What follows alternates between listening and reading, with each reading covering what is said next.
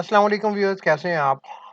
Last video में हम schedule तक डिस्कस कर चुके हैं कि स्केड्यूल का जो फ़ोल्डर है, वो हमारा ख़त्म हो चुका है। आज की इस वीडियो के अंदर मैं commercial, filing system, general format, miscellaneous का जो फ़ोल्डर है, इनको थोड़ा-थोड़ा डिस्कस करूँगा। ये शॉर्ट वीडियो होगी एज़ कम्पेयर टू अदर, क्योंकि इनके अंदर डेटा नहीं है। फिर कल से मैं वो वीडियो अपलोड करना शुरू करूँगा जिनके अंदर ये मैं स्पेसिफ़िकेशन क्या होती है, उसका फ़ॉर्मेट किस तरह से होता है, उसके अंदर डेटा किस तरह से वो रखा जाता है, और उसके जो रेफरेंस नंबरिंग है वो कैसे होती है। सेम इसी तरह से बीओक्यू फिर ड्राइंग के अंदर जैसे हैं वो सारा, तो ये सारे का सारा क्योंकि वो मॉक डेटा एक प्रिपेयर करना पड़ रहा था, तो इसके लिए थोड़ा सा टाइम चाहिए था, तो इसलिए मैंने दरमियान के अंदर कुछ वक्फा लेके दूसरी वीडियो अपलोड की थी। तो आज चलते हैं आज की इस वीडियो के अंदर, जिसमें नंबर 6 पे आता है शेड्यूल को हम कंप्लीट मेरे ख्याल में कर चुके हैं। मास्टर स्केड्यूल मैं आपको बता चुका हूँ ये क्या होता है। उसके बाद ट्रैकिंग लॉग ये डिस्कस कर चुके हैं। फिनिशेस स्केड्यूल ये फिनिशेस के मुताबिक होता है। उसके बाद डोर स्केड्यूल जो साइड के ऊपर जितने भी डोर लगने होते हैं वो। प्रोक्योरमेंट स्केड्यूल क्या होता है, वो स्केड्यूल होता है कि प्रोक्योरमेंट वाले कैसे वो ऑर्डर करेंगे, कब ऑर्डर करेंगे, कितना टाइम लगेगा उसको, तो ये सारे का सारा इसके अंदर होता है। फैक्ट्री प्रोडक्शन, अगर कंपनी जिसके आप लिए आप काम कर रहे हैं उसकी एक फैक्ट्री भी है और वो प्रोडक्शन भी कर रहे हैं, तो उसके लिए वो क्या टाइम लगेगा, कितना टाइम लगेगा, क्या होगा, और किस तरीके से वो कितने टाइम के अंदर वो उसको ख़त्म करेंगे, तो ये सारा चीज़ होता है। लॉन्ग लीड आइटम, ये लॉन्ग लीड आइटम ऐसे होते हैं कि आप फॉर एग्जांपल काम पाकिस्तान या इंडिया के अंदर कहीं पे भी कर रहे हैं, लेकिन आपको ये जर्मनी, अमेरिका या फ्रांस वगैरह से कहीं दूर से मंगवाने हैं और इनकी डिलीवरी के लिए टाइम चाहिए।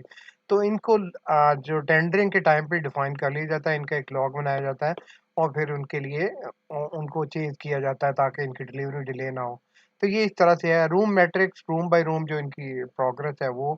जॉब ऑर्डर मैट्रिक्स जो फैक्ट्री के लिए हम देते हैं वो, और शॉर्ट टर्म प्रोग्राम जो साइट पे हम फोरमैन वगैरह को शॉर्ट टर्म प्रोग्राम देते हैं वो।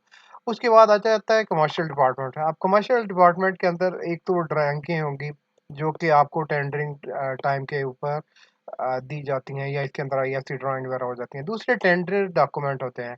अब टेंडर डॉक्यूमेंट के अंदर क्या-क्या चीज़ें आ जाती हैं? टेंडर डॉक्यूमेंट के अंदर आपकी जो कॉन्ट्रैक्ट की टर्म एंड कंडीशन, उसके अलावा आपके जो स्पेसिफिकेशन होते हैं, architectural specification, mechanical specification, electrical specification, plumbing specification, उसके बाद जो जितने भी स्पेसिफिकेशन हैं वो सारे के सारे इसके अंदर आ जाते हैं। उसके अलावा बीओक्यू इसके अंदर आ जाता है, और जो ड्राइंग वगैरह होती है टेंडर से मुताल्लिक, जो टेंडर के टाइम पे जो डिज़ाइन ड्राइंग नहीं, टेंडरिंग ड्राइंग जो कि क्लाइंट से अप्रूव की जाती हैं, वो सारी इसके अंदर रखी जाती हैं। तो कमर्शियल से रेलेवेंट जितना भी डाटा होगा कमर्शियल डिपार्टमेंट से, मकसद जो पैसे का लेन-देन जिसके अंदर होता है। इसके अलावा इसके अंदर वेरिएशंस वगैरह भी आ जाती हैं, डिफरेंट किस्म की जो वेरिएशंस और साइट पे अराइज़ होती हैं, काम के ज़्यादा या कम होने की वजह से। बाज़ औक़ात कोई काम में एडिशन हो जाता है, तो वो आपकी पॉज़िटिव वेरिएशन आ जाती है, और अगर आप डीस्कोप कर दिया जाता है कॉन्ट्रैक्टर को, तो नेगेटिव वेरिएशन आ जाती है, तो वेरिएशंस भी इसके अंदर आएँगी। तो ये कमर्शियल डिपार्टमेंट था। उसके बाद फाइलिंग सिस्टम।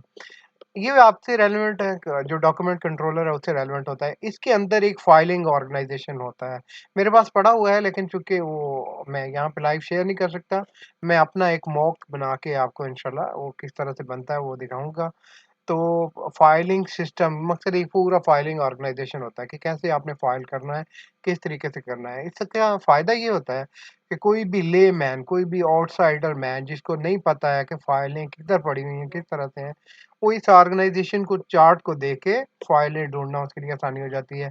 प्लस इसके अलावा फाइलिंग के स्टिकर्स हम किस तरह से बनाएँगे, और ये सारी चीज़ें इसके अंदर सेव होती हैं।